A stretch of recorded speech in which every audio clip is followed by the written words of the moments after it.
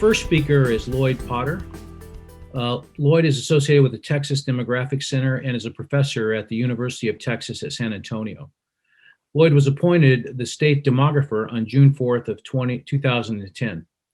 Dr. Potter holds a PhD in demography and sociology from the University of Texas at Austin, a Master of Public Health degree from Emory University, a Master of Science in Education from the University of Houston at Clear Lake, and a Bachelor of Science from Texas A&M University. He is a professor in the Department of Demography at the University of Texas at San Antonio, where he also serves as the director of the Institute for Demographic and Socioeconomic Research.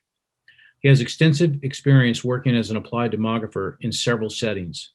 His current research focuses on public policy and health-related demographic trends and training applied demographers. Welcome, Lloyd. Our second speaker will be Pia Orrenius. Pia is the vice president and a senior economist at the Federal Reserve Bank of Dallas. Dr. Orrenius is a labor economist working on regional economic growth and demographic change. She manages the regional and microeconomics group in the Dallas Fed Research Department, is an executive editor of the quarterly publication Southwest Economy, and co-edited a book entitled 10-Gallon Economy, Sizing Up Economic Growth in Texas, which was published in 2015 by Palgrave Macmillan. Her academic research focuses on the labor market impacts of immigration, unauthorized immigration, and U.S. immigration policy.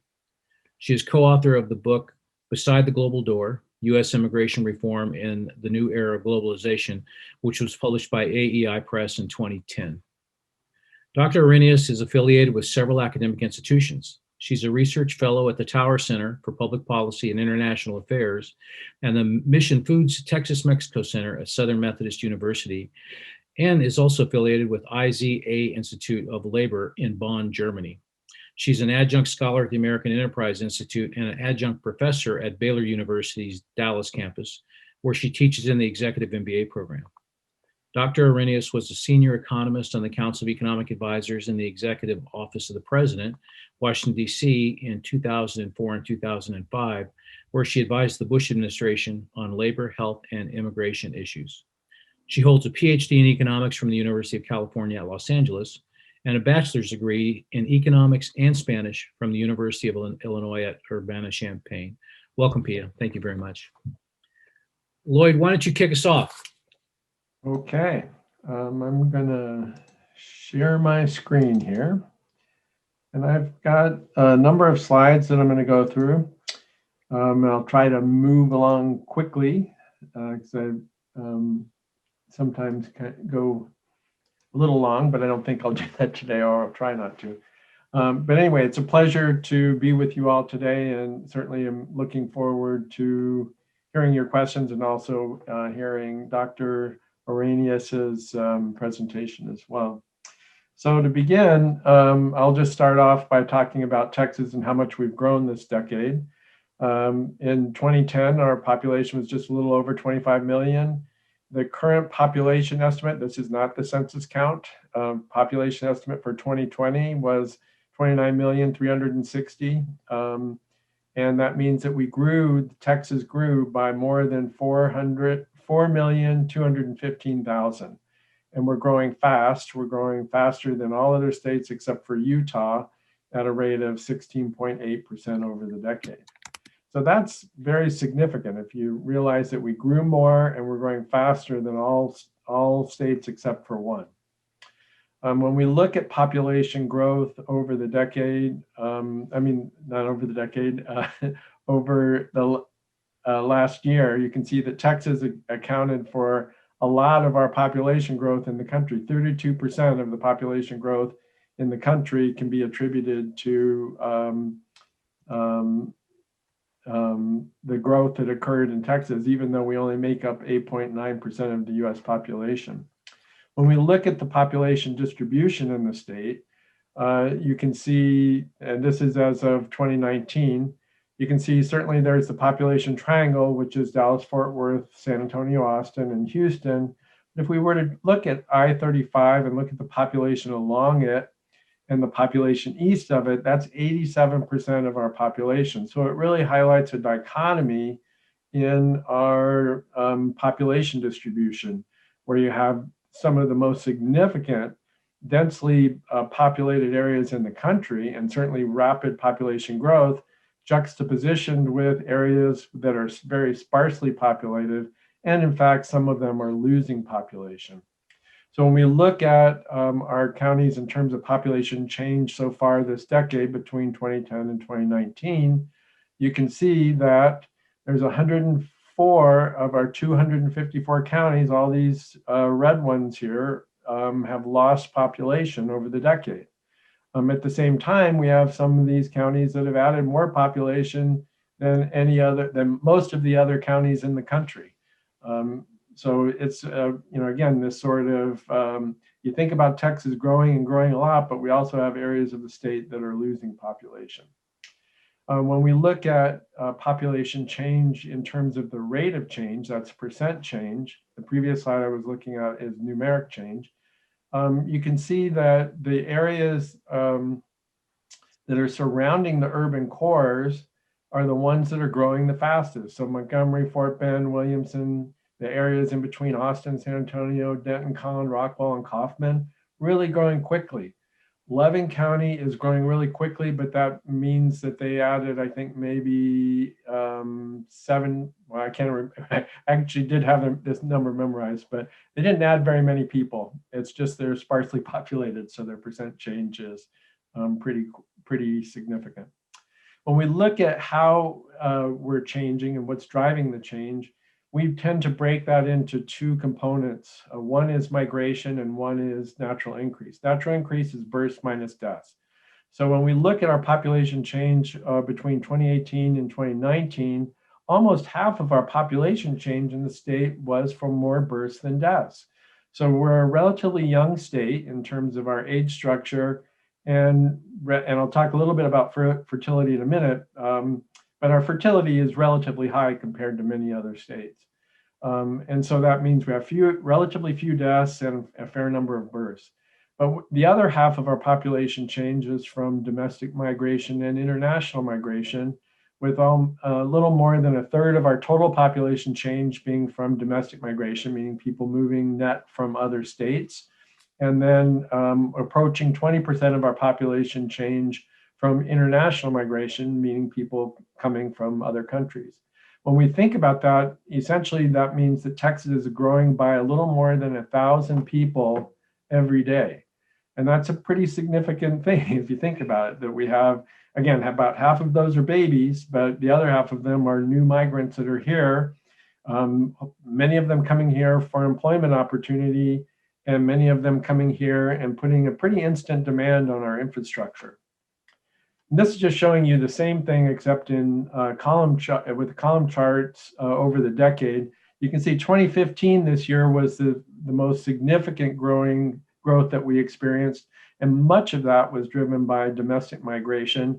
But you can see domestic migration fluctuates a fair amount over the years, and from one year to the next. And it's, again, I think driven a lot by economic factors, both in states where people may be coming from, but also what's happening here in Texas. When we look at where people are moving from, this highlights, again, between really over the year of 2019, the fact that a little over 42% of all of the net domestic migrants that came to Texas were from the state of California. Next was Florida, Illinois, and then New Mexico. Now, if you go back and look historically at this, California this decade has pretty much dominated the domestic migrant flow, but there's fluctuation between Florida and Illinois, and then New Jersey a few years ago was up there. So the other states kind of fluctuate from year to year, but certainly you can see significant growth that's occurring because of people moving here from California. And then also to note, we are losing people net to other states. Colorado's kind of fluctuated as well over the years in terms of how many net out migrants we have going to Colorado. One of the other things that's happening as a result of both the natural increase as well as the migration is that the racial and ethnic composition of the population is changing. When we look at population growth over the 9 years, you can see that little more than 86% of a population growth was from minority groups, with a relatively small percentage, 13.6% of our population change occurring, being driven by growth from the non-Hispanic white population. And that's resulting in the distribution of the population by race and ethnicity shifting more toward, in particular, Latino, given the Latino population contributed over almost 54% over the decade so far. And we're actually forecasting that the Latino population will exceed the non-Hispanic white population in the state sometime toward the end of this year or early next year. When we look at fertility, I mentioned this earlier, this line, the 2.1, is the total fertility rate that's considered to be replacement fertility. That basically means the population will stay stable if fertility is at that rate for a long period of time. If it's below that, that essentially means that over time, the population, if it stays below that and it's not offset by migration, the population will start declining. You can see earlier toward the end of last decade, Texas was above this replacement fertility level. And so far this decade, we've been below that.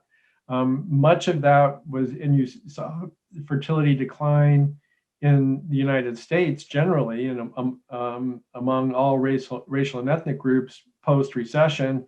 I anticipate, and there's some evidence that with the COVID-related recession, we're also seeing further declines in fertility. So that's a significant thing, and that's because it's very much related to age structure. And age structure is a very important element of economic growth. If you have a flat age structure or a negative population pyramid that's inverted, essentially you don't have a labor force that's growing. And if your economy is growing, then you really struggle with filling the jobs that need to be filled. In Texas, that's been pretty much offset, even though, so if you look at 2010, you can see we have pretty flat sides, even though our population pyramid is wider at the bottom than many other states. But because of the low fertility that I was just talking about, you begin to see that Texas is beginning to have more of an inverted population pyramid, which, again, with our growing economy, potentially could create some problems for us, even though it's somewhat offset by net in-migration, largely of domestic migrants. When we look at projected population, I'm showing you 4 different projections. The gold one here in the middle is the one that is our most recent projection we produced. It pretty well lines up with where the population is right now. Right around, we're forecasting the population to be somewhere around 29,500,000. Our projection is a little bit above that. So if you carry that out, and assuming that the trends that we're using continue, Texas is going to continue to grow from a population perspective. Now I just was going to kind of talk about a few things somewhat related to COVID. One is a question. The Census Bureau has this thing they call the Pulse Survey. And so they've been, interviewing people about things related to the pandemic. And you can see here, that's what this question was, was somebody in the household doing telework because of the pandemic? And you can see Texas is a little bit below the United States, but really 37% of households are reporting that they have somebody who's teleworking because of the pandemic. So, and I think, one of the things for us to think about from a business perspective is it's really going to probably change the way many corporations and many organizations are doing business, and in terms of their physical footprint, the actual office space. So we'll see how that plays out. This is just showing this for Texas over time, over several periods that they're collecting these data. And you can see that Dallas has a higher percentage of people reporting that they're doing teleworking, whereas the Houston area is kind of more similar to the balance of the state. And then here's a couple of other things which maybe is going to set up my colleague from the Federal Reserve, because these are slides from the Federal Reserve in Dallas. You can see when we look at weekly employment post-recession and post-pandemic shutdown, you basically saw employment went down. In Texas, it's kind of we've been seeing it increasing and kind of fluctuating close to around zero, but kind of, and I haven't really had a chance to look at this compared to other states, but when we look at the last recession, Texas kind of came out of that much stronger than many other states. I'm optimistic that will happen again. And then here's another thing that I thought was really cool that the Federal Reserve Bank in Dallas did, which was they basically they have mobility data from cell phones looking at trips and different kinds of trips. It's actually a pretty cool little study that they've done. I would encourage you to get on there if you have interest in it. But essentially it's showing you people traveling. And you can see with the recession, with the pandemic hitting in, all of a sudden people weren't driving anywhere. And you may have noticed, during the the end of March and early April last year, the roads were pretty quiet, and now that's kind of picked up. And then we see right here the holidays where that kind of slowed down as well, but now picking up.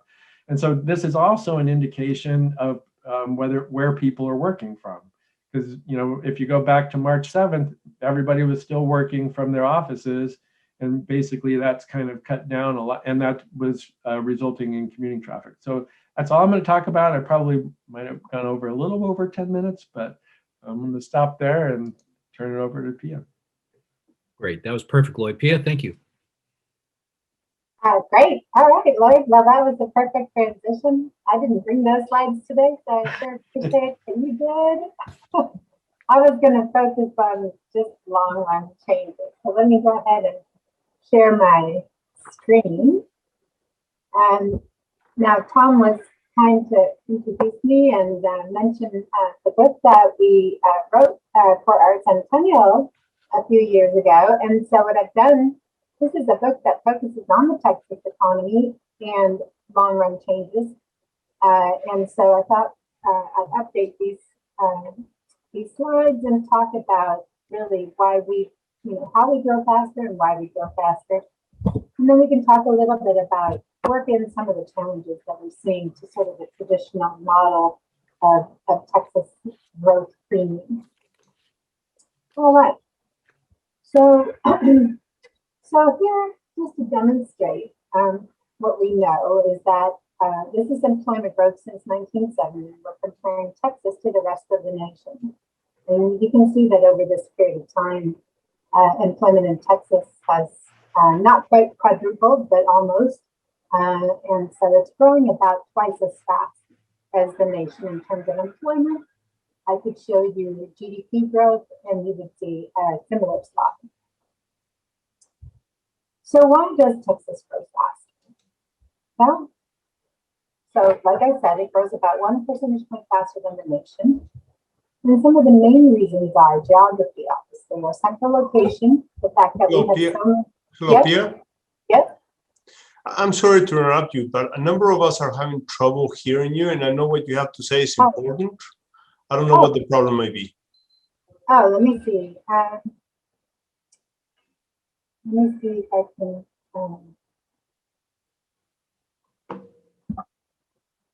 change the way the audio.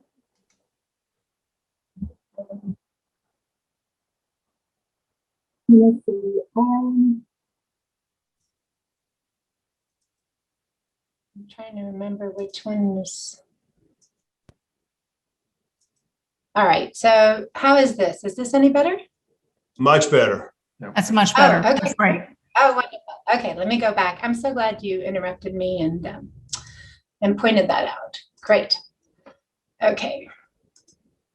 All right, great. So back to what I was saying. So as far as geography, the state is sort of very well located in the nation, and also with respect to sea and land ports, and we have the international border with Mexico. All these things, especially in light of NAFTA and production sharing with Mexico, all these have uniquely benefited Texas over time. The other thing, just the fact that we have many large cities, if you compare even to some other large states, but the fact that we have many large cities, what economists have found is that cities are uniquely poised to grow faster, and especially to have higher productivity growth and attract what we call industry clusters. So there's something a little bit different, unique, magical almost about large cities. Now, some of that is being questioned currently with the pandemic, and there's a little bit of a trend starting up in terms of people moving out of large cities, especially out of city centers. But in general, over time, cities are very beneficial to growth. So that's another benefit of Texas. Industry mix is another. We have several industries that are sort of core industries in our state. Of course, there's energy, which is based here because of the, our natural resources. And then transportation, of course, we have a very large transportation sector, partly because, again, the sea and land ports, the border with Mexico, the central geographical location. But we also have a large and robust manufacturing industry and high-tech industry. And those are kind of core industries that have grown up in the state, and they have propelled growth here to a large extent. And then we have the second order industries that depend on those core industries to a certain extent. In Dallas, of course, finance, we have very large financial activities and professional business services sector.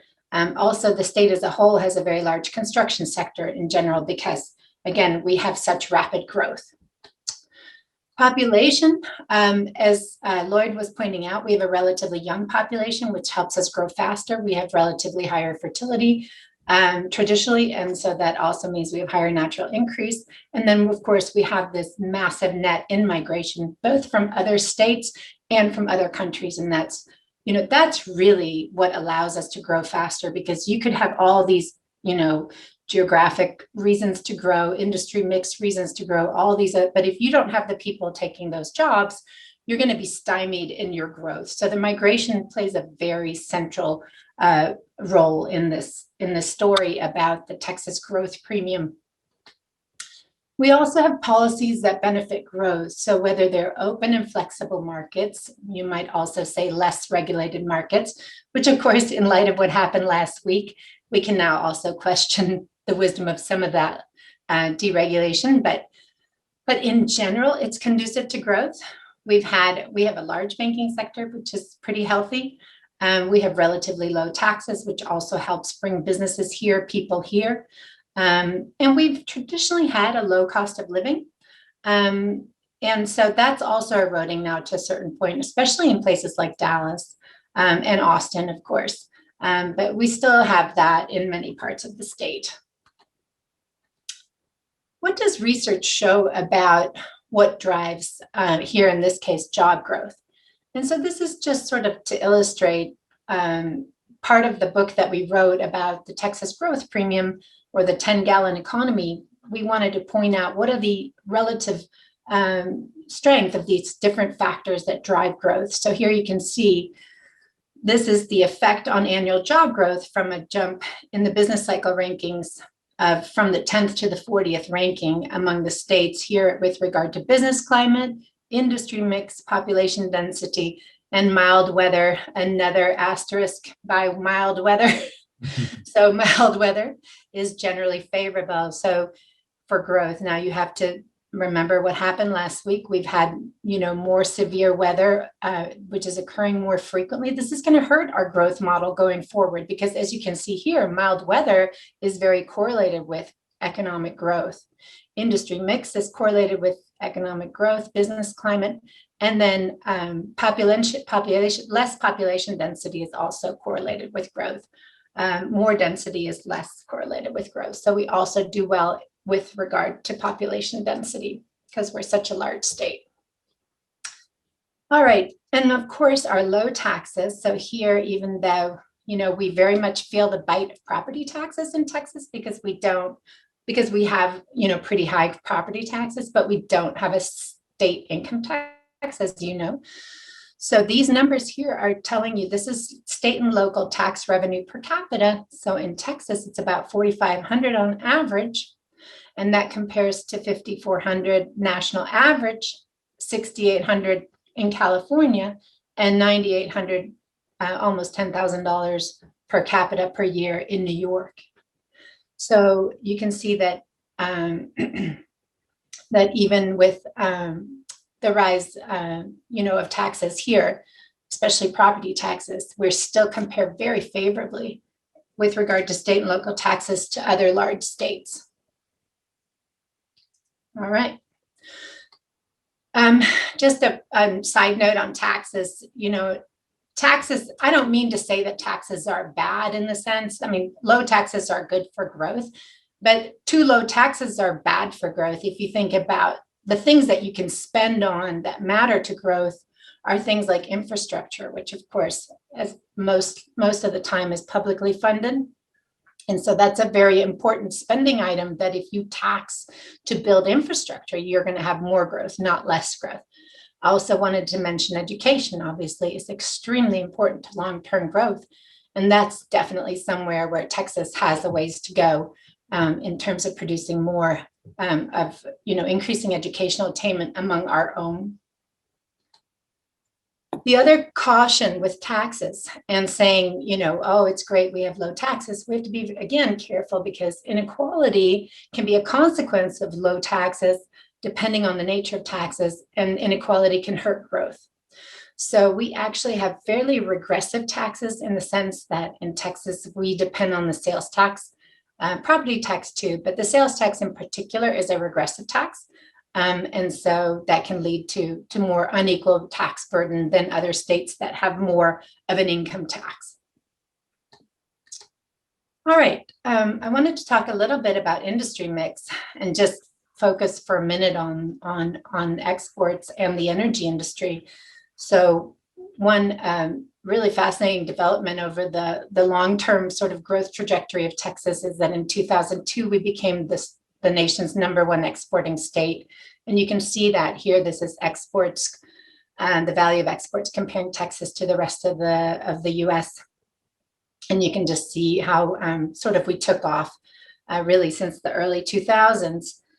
Now, most of this phenomenal growth in exports is energy related. So this is the energy related piece here in the black line: Texas petroleum products, petrochemicals, and oil and gas exports. And you can just see, especially since when they rolled back the ban on crude oil exports, how our crude oil exports absolutely exploded.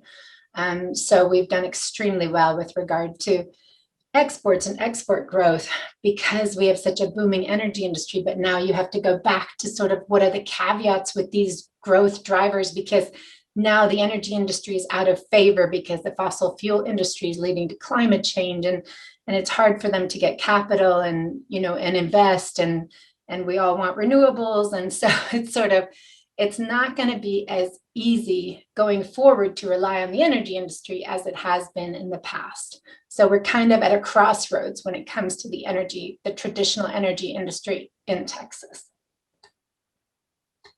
On population and labor markets, I want to make sure I'm not taking too much time here from Q&A. Lloyd already showed you, this is just migration really since 2000 into the state of Texas, international migration, domestic migration. We're running, about between 150, 200,000 or slightly over 200,000 people per year on average coming in terms of net migration. We also, I wanted to point out, bring in the most businesses. In terms of businesses that migrate across state lines, Texas is the #1 destination for businesses as well as for people. So just bear that in mind. When I started working on this book together with my group, one pushback we got was, well, we know there's a lot of job growth in Texas, but it's all minimum wage jobs. And so we said, oh, is it really? is it minimum wage jobs? So we took it to the census data and we looked to see what kind of jobs were we creating in Texas.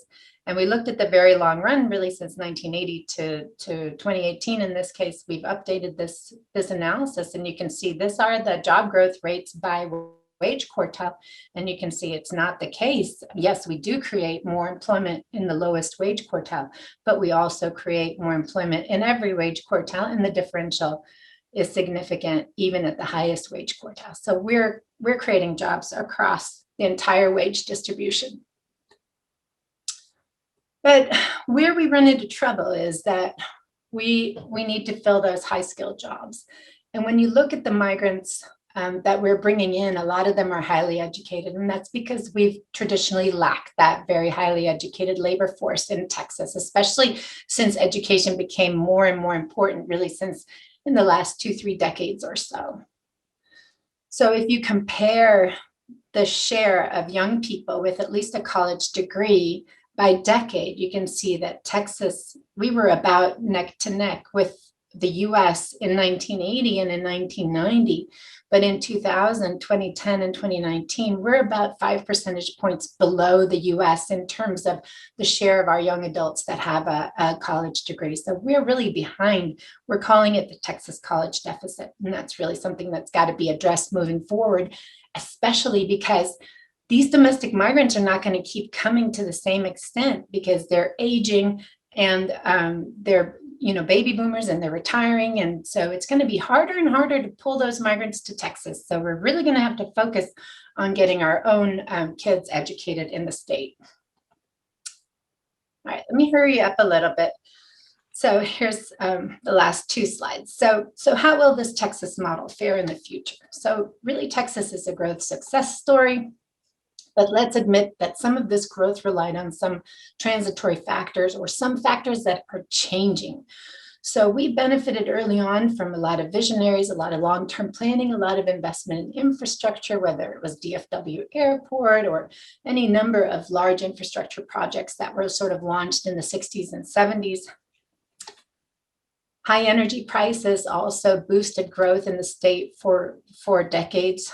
High migration, we talked about that, past infrastructure investment. We've had affordable housing in the state relative to the rest of the nation, but that's eroding now. And we talked a little bit about that earlier. And then one of the big gains we've had in educational attainment is in high school graduation rates, but where we're not improving is college completion rates. And so that's where we're really behind. So what's it going to take? It's going to take skilled workers, investing in higher education, vocational training, and other education reforms. It's going to take workforce growth. US, Texas, we're aging. Immigration is slowing. When we get the immigration data, you're going to be scared to look at it because immigration fell off the charts really last year in the pandemic. So we're going to need immigration reform and other reforms to workforce growth. Infrastructure improvements obviously are going to continue to be significant, and then adjusting to climate change and extreme weather events like last week, reforming our energy sector and seeing how to make it compatible with more and more renewable energy generation. But the one thing we took away from the book when we did this book, and what's still true today, is that what's going to make a difference at the end of the day for the state is not one thing versus another. Do we have an energy industry? Do we have NAFTA? Do we have this? No. What matters to preserving growth, the lesson we learned from the book was it really depends on the state's ability to adjust to change. So as long as lawmakers and the population and corporations and boards can step up and see the changes that are coming and adjust to those changes, that's what's going to preserve our ability to continue to outgrow the nation and continue to generate prosperity for Texans. All right, I think that's all I had. So I'm gonna stop sharing and then we can go to questions. Yeah, thank you so much. And thanks for the technical solution to your audio problems. You did a wonderful job there. It was great. I wanted to just, before we start collating questions from the audience, I wanted to just take advantage of you guys being here to ask you some questions about COVID. So I know Lloyd has a public health hat as well. And I know, Pia, you probably have had some sense or been in some meetings where people talked about the economic cost of COVID to the state of Texas and how we can begin to start thinking about that. Could you both just share your generalized thoughts on, Lloyd, I guess from you, are we in a good in a good shape in the state of Texas relative to other states for dealing with the pandemic, for increasing the vaccinations, for coming out in a good public health way? And Pia, what were the costs and what should we look for in terms of the knock-on effects of the cost of COVID? Lloyd, maybe you first. Well, I mean, certainly there's variation from state to state in terms of how vaccinations rolling out and the measures that are in place to try to manage the rate of infection. But Texas, we're certainly not the leader. We're also definitely not at the bottom. We're kind of, for many things, Texas is somewhere in the middle, but then we're a very large percentage of the US population. So that kind of, I guess, makes some sense.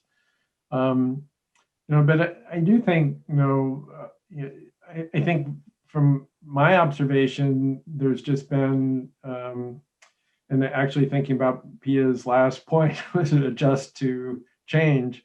I mean, business has been really creative about how they're adjusting. When you kind of look at, from restaurants to retail to offices and so on, they've kind of have found.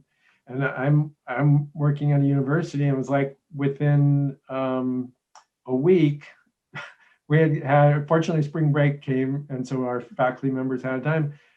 We were teaching all of our classes online, and I was like, and now we're kind of like, oh, are we ever going to go all the way back to just having in-person classes? Yeah. And similarly, I think a lot of businesses were like, thinking they need to have everybody physically at their office, and now they're like, and actually for my own, or the staff that I supervise, it's like, I think we're actually more efficient because we're kind of more focused and so on. So there may be some good things that come out of the adjustments that we're making and some efficiencies that we see.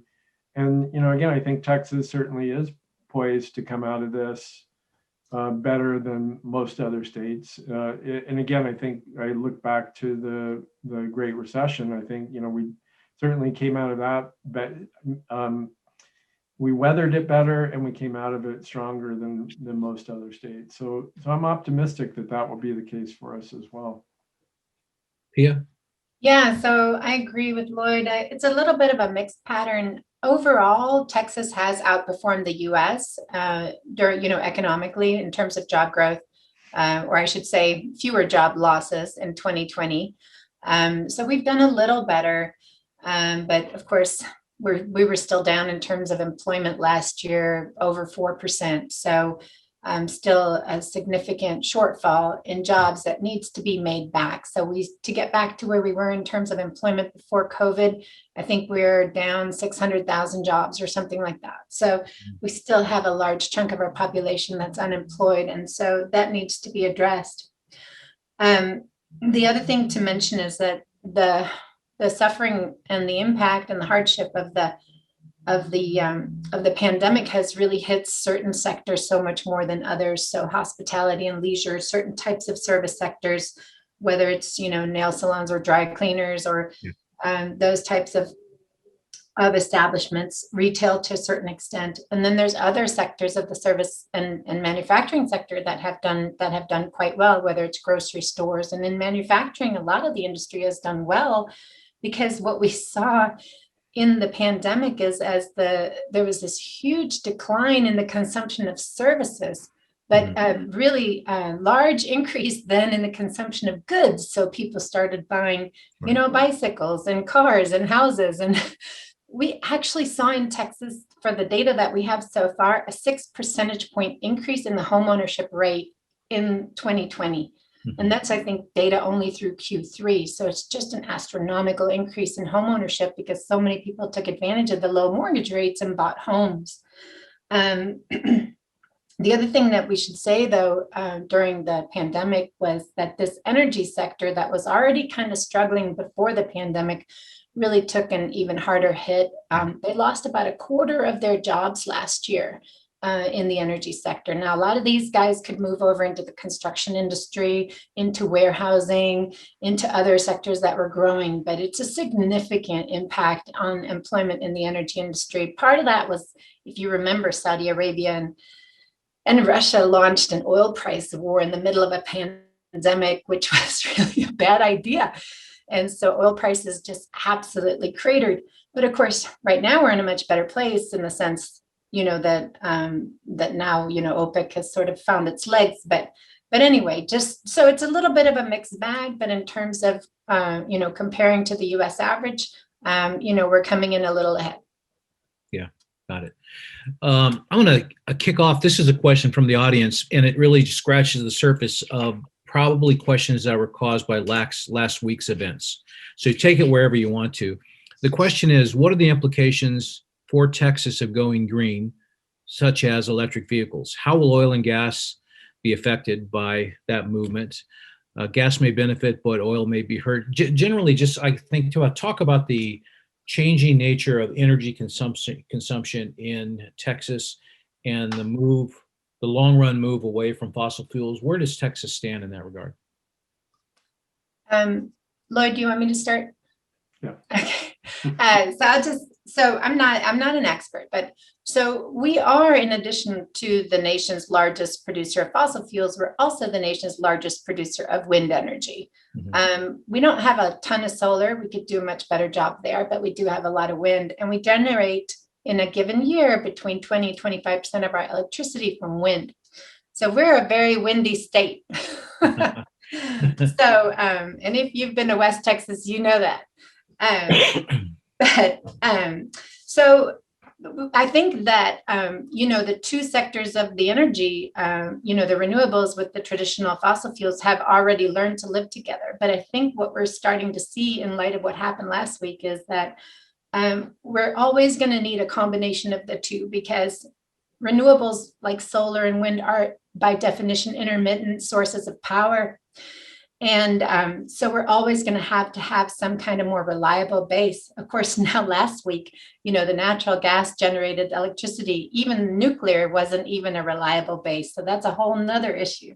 But I think our energy industry contexts tell us in the long run, we will be generating the majority of our energy needs from renewables, but we're always going to need, and they guess it's about 20 to 30% of power generation is going to have to continue to come from fossil fuels, because we need that reliable source. So, when it's not Snowmageddon, yes, we typically in Texas produce a lot of energy from fossil fuels. Yeah. And we need to make the fossil fuel sources of power more resilient to weather patterns, I guess. Absolutely. Last week. I think one of the other challenges it's on, so there's kind of, all this discussion about moving to the green economy, but the issue is that we're moving to electronic vehicles, and we're probably moving toward autonomous vehicles. And that's going to happen. It's just, you can see it's in motion right now when you kind of look at what all the big automobile company producers are doing. They're all doing that. I think last week I was like, whoa, just think if we were, our grid is struggling just to manage, us without electric vehicles. And so it's kind of like there's a huge investment that needs to be made in terms of the grid and power generation and distribution. And I think, there's an opportunity there. Because again, I think there's, tremendous opportunity for growth in terms of both manufacturing as well as, establishing the infrastructure that goes with that. So the transition though is, I think everybody, and myself included, is you kind of like to have your rhythm and you like it to kind of be stable, but we're looking at change occurring. And again, I'll come back to Pia's last slide. It's kind of like, if we can adjust effectively to the change that's coming, and the fact that we've shifted so much of our energy generation to renewables, certainly is an indication that, we see some value in that, as our economy sees value in that and promise in that. But I feel fairly confident. I'm not an engineer, but I do interact with a fair number of them. They would see that you need to have a mix in order to, have a stable grid, and that's likely to be the case. Here's another very large question. It starts with the following clause: without getting too political. Then it gets political, right?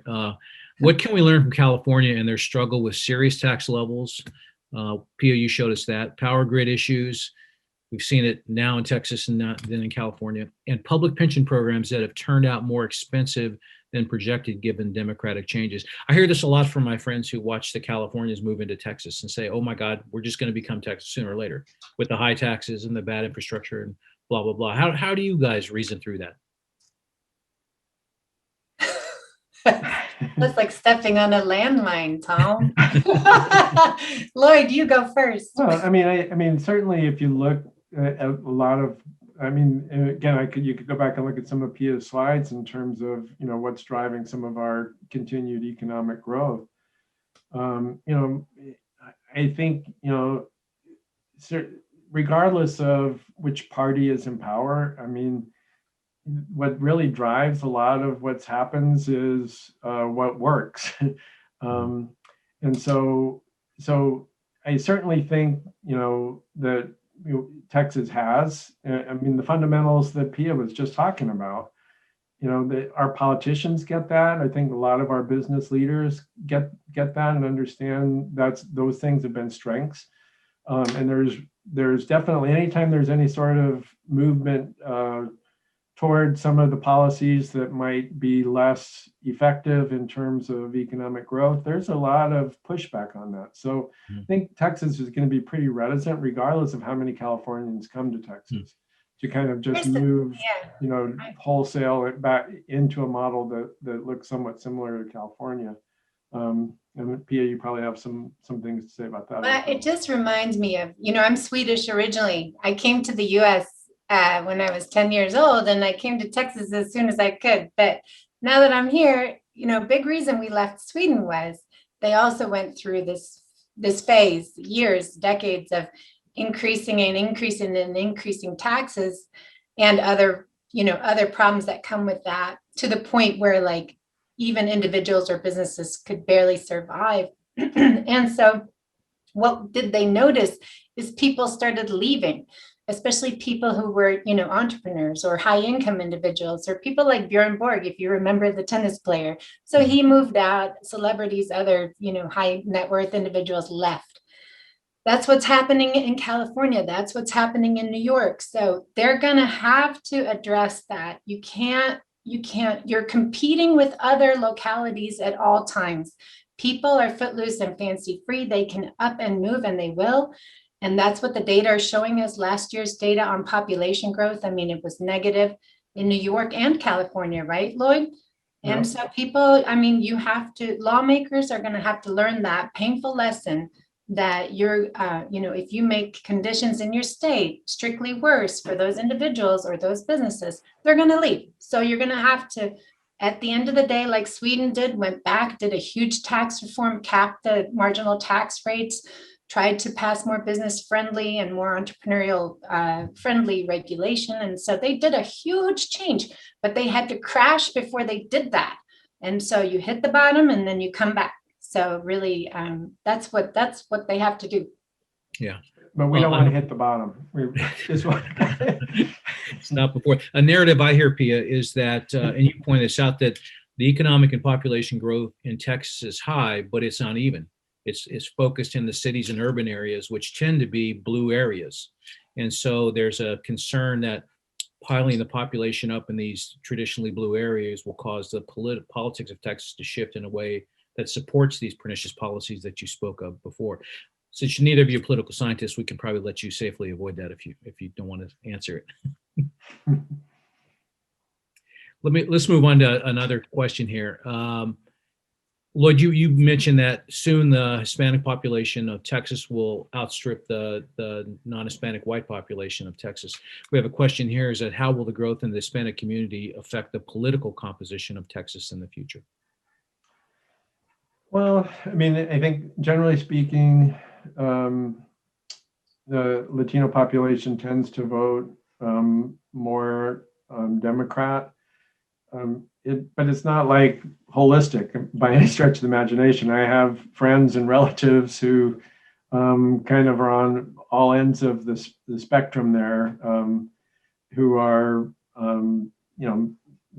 Latino and very conservative, and Latino that are really liberal, and then people in the middle. So it's not, and actually, if you look at what happened in Florida, that's an indication there. A lot of Latinos voted Republican. Mm-hmm. So I think, there is, I think, probably a tendency for people to think, well, Latinos are kind of wholesale Democrat. That by and large, that's the case right now, but I don't know if it's necessarily, something that they're necessarily locked into. And actually, I think if we look at the Valley, the Lower Rio Grande Valley, there was, not as strong of a Democratic strength there as I think people were expecting. Mm-hmm. That said, too, I'm going to add on a little something to this, which is the growth of the Latino population is also a challenge for us, given the differential in educational attainment between Latinos and really all other groups.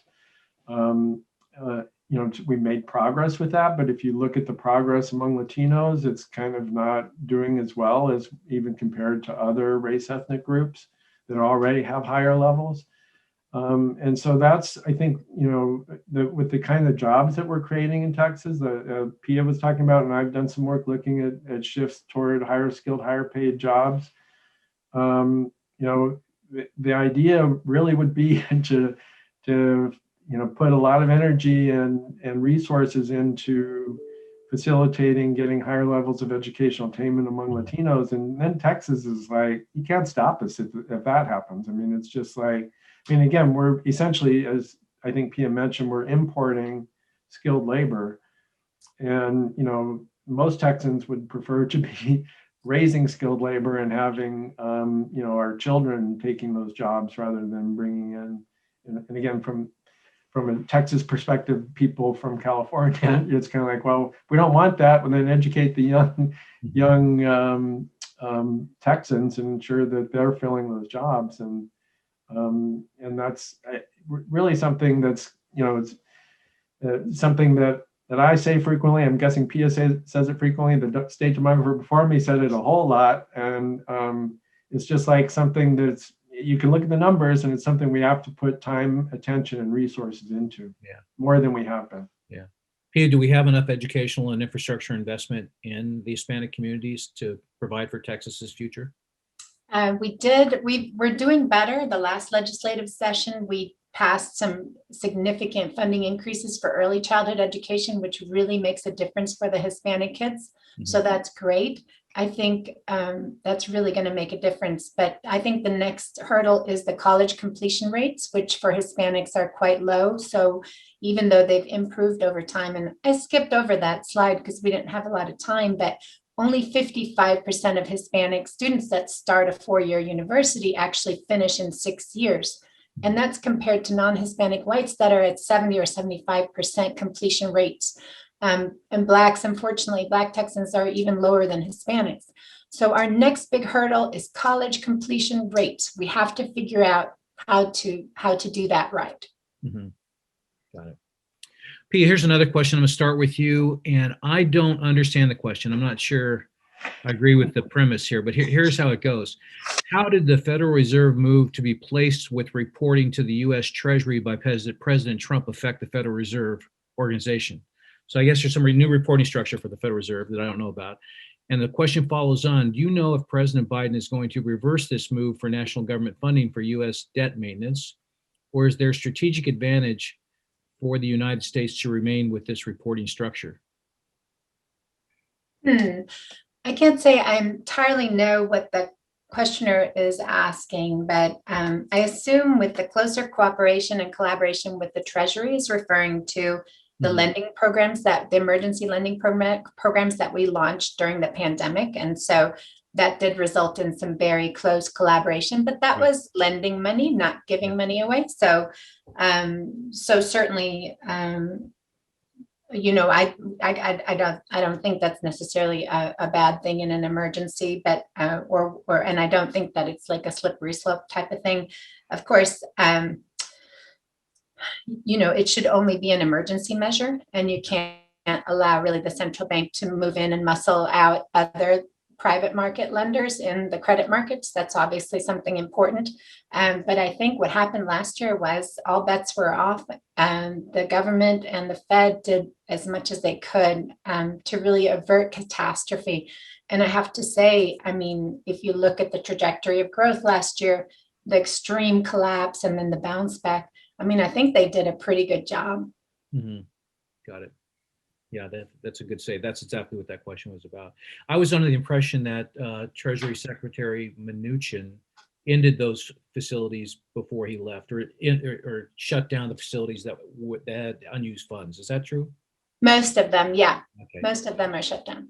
And there may be some in the $2 trillion relief bill. I don't know that to be a fact, but I think your point is taken, is that I don't think it's a partisan issue for the Treasury and the Fed to coordinate in times of emergency to deal with these situations. I think in an emergency, that's oftentimes what's needed, but it's also very important to roll back that you know, that safety net and let the market work you know, as possible.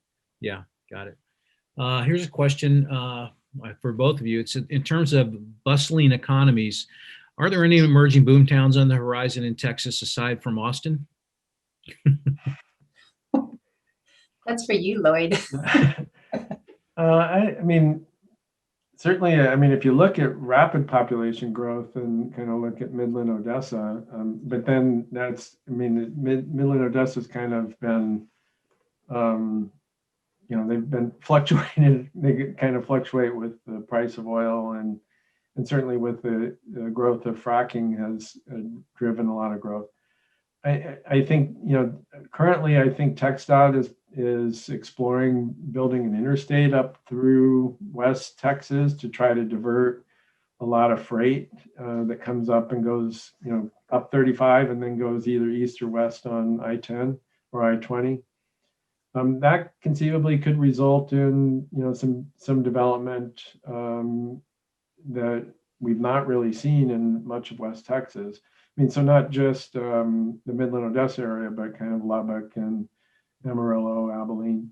So conceivably but that's years down the road. So it's, I mean, they're just now beginning, I think, to do some preliminary exploration of that.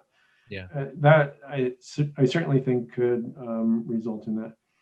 You know, it's difficult to, I don't really see there as being any other places. I mean, what's happening, I think when I was showing this slide on the percent change, is you're seeing boom towns outside of the urban core. So you look at Plano, McKinney, Georgetown, Round Rock, you know, San Marcos, you know, and actually, I mean, if you go up into the Woodlands and down into Fort Bend County, I mean, so you're seeing that essentially new urbanized centers are growing, and so there's like urban cores, multiple urban cores in our metro areas, and so essentially the new areas are going to probably be the next one out in many cases, that where you're going to see things begin to pick up, and very often that's again going to be associated with transportation. So if there's a way to move freight in and out of a place, and probably also cost of living and you know the kind of connection with other industries that are close by. So just to follow up briefly on that point, I mean, if you want to spot the boom towns, look at the changes in house prices. So, I mean, what we saw in the pandemic is this huge outflux of people from, I told you about the increase in the home ownership rates, but people are buying homes, like Lloyd was saying, further and further away from the urban cores and they're going out to Sherman or they're going out to Lake Texoma. If you want to figure out, or Wichita Falls, if you want to figure out where are the boomtowns, look at the percent change in the housing price in those locations, and you'll see where people are moving. And that's an exciting part about working from home. More people working from home, they're going to be able to live in these far-flung places. And especially with the decline in business travel, people don't have to be that close to the airport anymore. So, hopefully this is going to disperse some of that demand for living in, just the mega cities to living in some of the medium-sized cities. And I think that's going to be a very nice side effect of what we're going through. Yeah, interesting.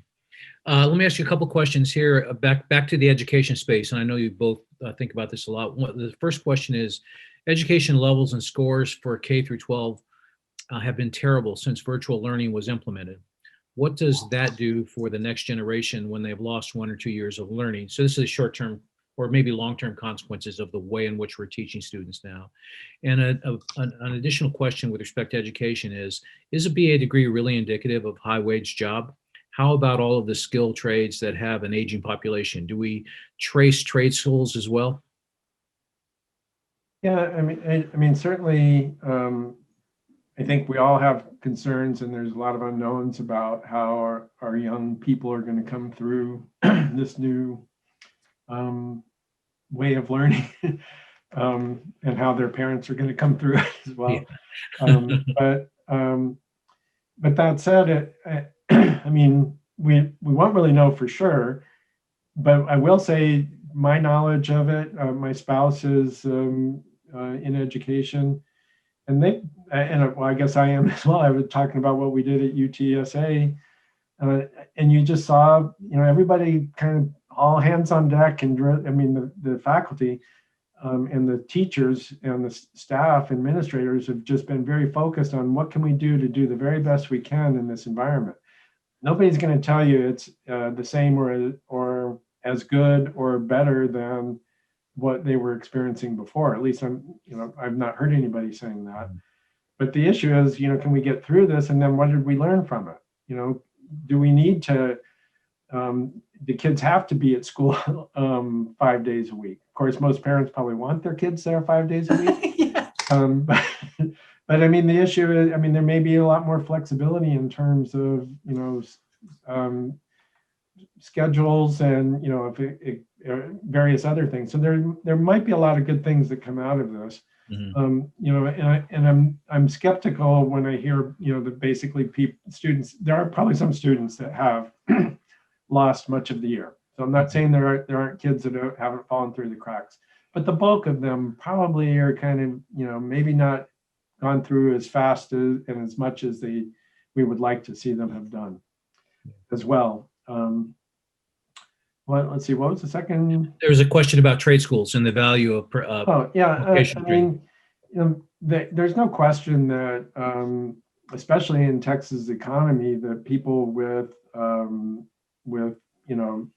certificates, to associate degrees, that have learned a skilled trade can do really well.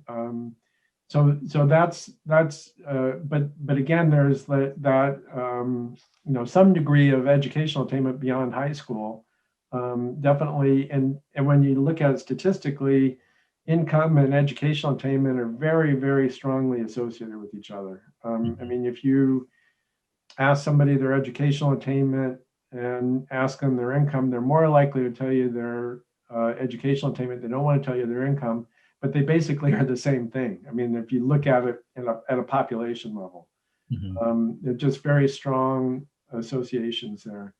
And so I think, people with a bachelor's degree may or may not, depending on what they study, have more potential to earn more than somebody who has a trade degree. And there may be some caps on a trade degree versus somebody with a bachelor's degree might have more flexibility in terms of advancing as well. And Pia may have some thoughts of that as well. Oh, to follow up on the virtual learning, I think I'm a lot more pessimistic than you are, Lloyd, maybe because I have 2 high school seniors here at home that have been virtually learning, or I would say virtually not learning this past year. So and we do have, access to the internet, and we have computers in my house, so that's not the problem. So I cannot even imagine how kids are doing it that don't have those tools and that internet access. I think it's going to be a really detrimental, one of the largest and most persevering negative impacts of the pandemic will be the lost year of schooling for the kids that have been home since March of last year. I really do. It's, thousands of Texas kids in public schools have never even bothered logging on, to their virtual learning environment. And so they've completely missed out. If they were immigrant children, in immigrants, English language learners, if they're in school, even if they're born here, if they're in school, they learn English from their school friends. But if they're at home, they're, just speaking Spanish or whatever their home language is, and they're not learning English. So this is going to set them back. We already have seen, those are some of the problems in K through 12. We've also seen college enrollment is way down in community colleges and some of the four-year schools as a result of, the switch to virtual learning and the recession, I assume, also. Kids are unhappy with it. We talk to university leaders who say, the kids are asking for refunds. They don't feel they should pay the same for online learning. They don't feel it's worth the same. They don't learn as much.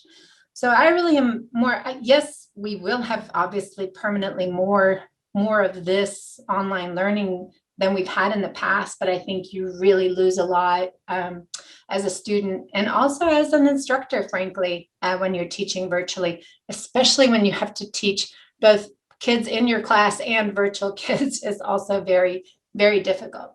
Mm-hmm. On the trade schools question, it's a great question. And I think, there was a group doing a study on future, human capital needs in the Texas labor market, and they're looking out, 2 decades.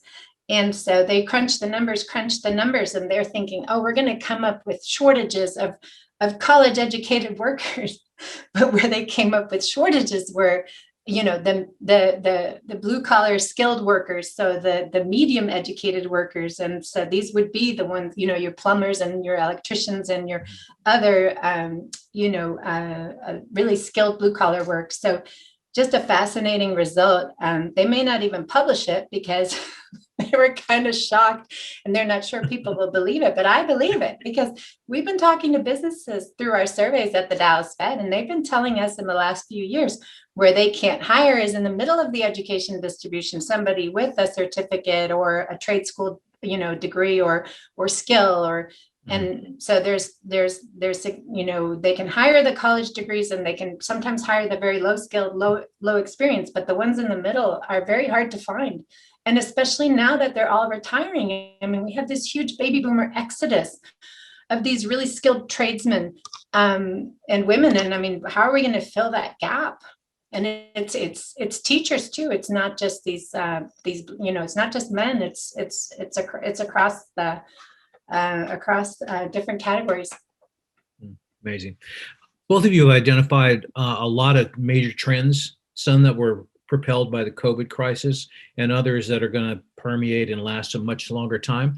I was wondering if we could try to have a little discussion here at the end on what the implications for these trends might mean for directors and companies. What should directors be asking management in relationship to those trends you've identified?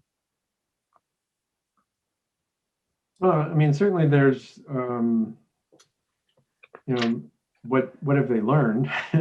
I mean, so what have the executives learned in terms of, efficiencies and so on, and can those, and then things that have been problematic as well. It's like, what do you need to, where have we really hurt and how can we address those things? But I do think that there's a lot of things in terms of how we interact with each other in a business perspective that are definitely different. I mean, I again, in my university environment, I'm at our downtown campus, and I used to they would never have meetings at the downtown campus, so I always had to drive.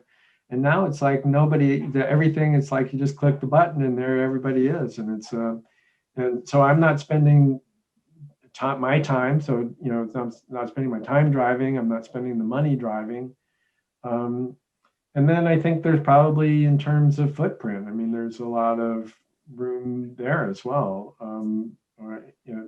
to potentially allow for people to work away from home. I mean, away from the office. And we figured out ways to ensure that people are accountable when they're not physically in the office, to manage them more effectively. So certainly I think there's those things, and I think we've seen a lot of shifts, and Pia talked a fair amount about, some sectors that have done really well. It's like, well, so when we come back and everything's the same, or how are they going to retain that? How are you going to the stuff that have done really well? And then certainly for those that have struggled, what's a strategy for a comeback? And trying to think that through and be creative there. I think. So how we exit. I'm sorry, go ahead, Pia. Oh, no, I was just going to agree with Lloyd. I think putting on my manager hat, given everything we've been through recently, and even maybe as far back as things like Hurricane Harvey and everything, all the other traumatic events, especially in our region. I mean, what do you tell managers? First of all, reassess your risk measures. These extreme events are becoming more common. So make sure you have business disruption plans, make sure you're doing contingency planning. Make sure you're flexible with your employees. Make sure, given what happened last year, do your employees have kids? We totally changed our work schedules around for for employees with kids. Kids were home from school. They couldn't work certain times during the day. So be flexible, be cognizant of your, people's home environment. Try to look for the latest technology. How can you make, your business environment or your employees' environment, whether it's home or at work, what kind of technology can you implement in order or acquire in order to make, their lives easier and to improve communication? Supply chains, what do we learn about the pandemic and supply chains? And even now, last week with supply chains, what plans do you have? What redundancies do you have in your supply chain to make sure, you're not out of this or out of the other thing? And so, who are you going to call when you can't get what you need to supply your firm or your business? And lastly, the thing that we learned more than anything at the Federal Reserve last year was that our forecasting models did not work anymore. And so we literally had to throw out all our forecasting models and come up with new ones. We had to scrap our old data and start using these high frequency indicators to try to help us predict what was happening or even understand what was happening currently. So forget the quarterly data, even some of the monthly data, we moved to weekly data, daily data, credit card spending, cell phone data on mobility. I mean, we really have to think about outside the box. And if your old model doesn't work, throw it out, don't dwell on it, come up with a new idea. Yeah. Pia, let me ask you this, because you look at this, the effect of COVID on women in the workforce. Has there been an exodus of women in the workforce? COVID, the pandemic has really hurt women disproportionately. And it's very unusual in a recession because usually in a typical recession, it's the men that lose the jobs and the women keep their jobs, because women usually work in safer, less cyclical industries like, education or government. And so they're not as susceptible to the business cycle. But in this particular case, for two reasons. First of all, the pandemic hit the service sector where a lot of women work, like hospitality and leisure, whether it's restaurants, hotels, and other type of service establishments like retail, or I was mentioning earlier, dry cleaners, some of those. So women were exposed disproportionately to the pandemic in terms of their work environment. And then they got affected also by the fact that schools closed, or they didn't feel comfortable sending their kids to school because of COVID. And so then childcare became an issue. And so, a lot of them chose, to reduce their work hours or quit work to stay home with their kids and marshal them through the pandemic. And, the fact that schools were closed or reduced hours or virtual learning, whatever it is. So it's been a real hardship for women, this particular episode. And it's interesting because it's unusual. Like I said, usually in a recession, women do pretty well, but not this time. Mhm. Does that, since we're near the end of our talk here, we can speculate wildly, right? Does this have any implications about what kind of services and activities companies and organizations should be involved in? Should, like Lloyd said, we be much more flexible about when people can work or should work? Should we do more training within the company or the organization? Should we be open to many more models about how people contribute to the bottom line? Absolutely. I think, yeah, but you have to think, and Lloyd said it well. I mean, think creatively think outside the box and think about the individual circumstance of your employees, not, don't treat them all as one uniform group. Because of everything that's going on, each situation with each family is very, very different, and they're all meeting unique challenges. And as managers, we have to kind of figure out how to address those needs, because to be honest, I know unemployment rate is high right now, but we talk to businesses and they still say it's hard to hire. And I would say in a year from now, especially if we get this additional stimulus, it's going to be really hard to hire. And I think we're going to see a quickly falling unemployment rate. This is my rosy scenario. Mhm. And it's going to be hard to find workers. Yeah. Lloyd, do you have any comments on that? No, I mean, I think the challenges for us are really to kind of, as Pia said, it kind of be creative and attentive to what we've learned from this, and kind of see if you can't, the good things that work, keep doing them and doing better, and the things that aren't, figure out how to fix them, which is pretty much the way I think most people run businesses anyway. It's just, it's much more acute for us right now. Yeah. Be flexible, be creative, and adjust. I get it. Well, listen, thank you guys both. That was a wonderful conversation. I really enjoyed it. And I'm sure the audience benefited quite a bit from it. It's 5:30 and now the witching hour. So Jen, I'll turn it back over to you. Great. Thanks so much, Tom. And thank you, Lloyd and Pia. Great talk, really insightful information. And I didn't mention at the beginning of the program, but I really wanted to thank Ralph Hassan, who was our program lead and put this program together. Really appreciate your leadership, Ralph. We will be sending a survey out to you, and we really want your feedback. So you'll get a post-program email with all the slides and also hopefully some key takeaways. We invite you all to join us for 30 minutes. We'll do some breakouts and networking, so please feel free to stay. Thank you all so much, and have a wonderful evening, Lloyd, Tom, and Pia. Thank you. Bye-bye. Bye-bye.